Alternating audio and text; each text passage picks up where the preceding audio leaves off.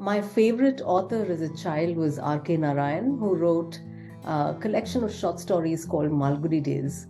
The language in the book is simple, and the first version of that book was published in pre-independent India.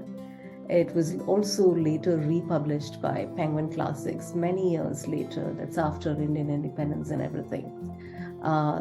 And I absolutely love that book. That book was also made into a TV series that was very much appreciated by people of my times.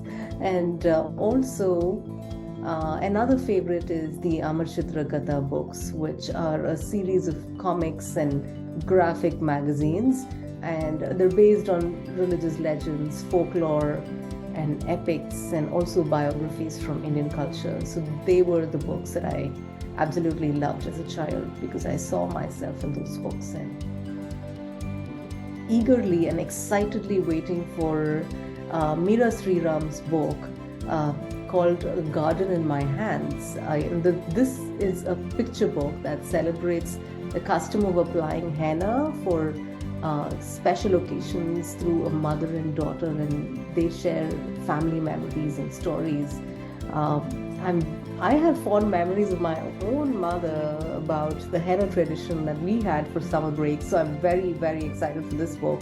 Another project that I'm really intrigued about is Maya Prasad's STEM-focused chapter book series, Sejal Sinha Battles Superstorms. That's the first book in the series, and also she has, I think she has 3 or 4 books, but I know that her third book releases on the same day as my book this year, which is The Runaway Dosa, which is another book that I'm also excited about. It's a story about inspired by a popular South Indian rhyme called Dosai Amma Dosai and the Gingerbread Man tale.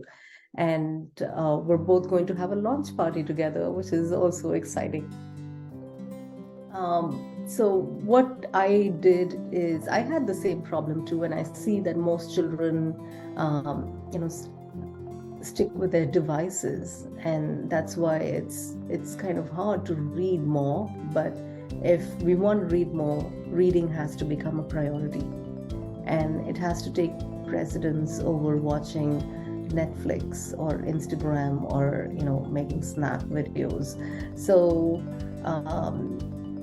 I found that creating a habit has helped me, and having a dedicated reading time. I always, no matter what, read at night to my dog, so I create that habit, and if you do more of it, reading will become a habit. It's just that simple. And a picture book takes years to write, but it only takes 20 minutes to read, and that's not a long time. And if it's boring, you could read to your dog, or you could read to your door, you could read to anything, and you could make reading fun.